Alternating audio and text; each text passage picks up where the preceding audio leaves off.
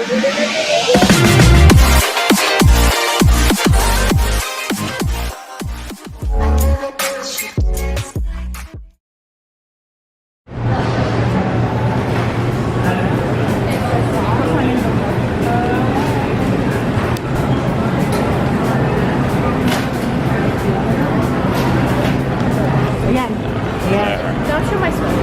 tayo pupunta? Sa bread na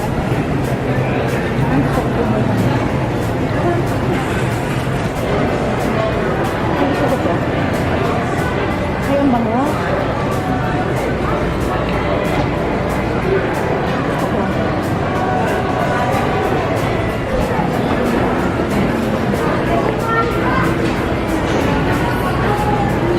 Pakita mo yung name niya. Yeah.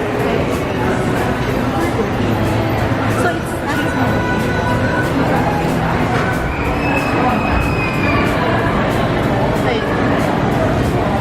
hindi ka makakain.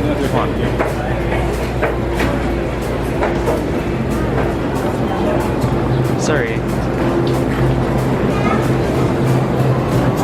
Pero those chickens.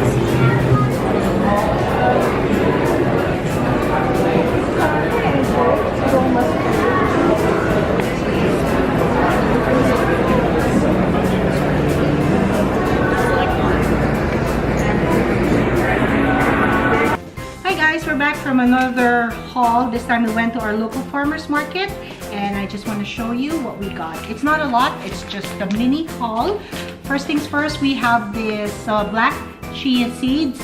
These are priced at $5, so I think it's reasonable. Also, we have bananas.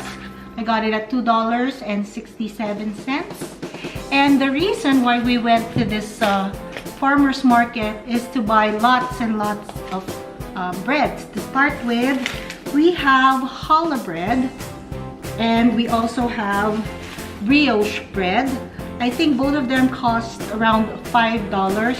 So we want to make French toast with this. So that's the reason why.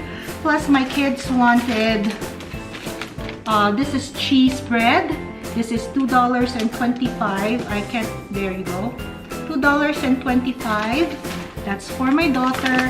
And this is for my son.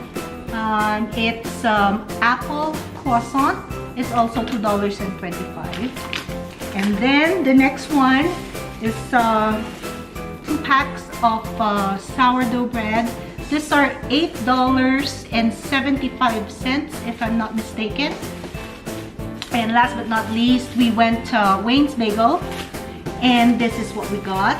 I got a dozen of the poppy seed bagel. They're priced at $10.95.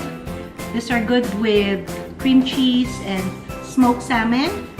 And then we also got a dozen of poppy seed bread. So they're also priced at $10.95. I'm just gonna put them all in the freezer, and then anytime I needed them, I'm just gonna thaw them and then just toast them. So there you go, guys. The total price for my haul, my mini haul, was around $55. So there you go. Thank you for watching my mini grocery haul at our local farmers market. Bye!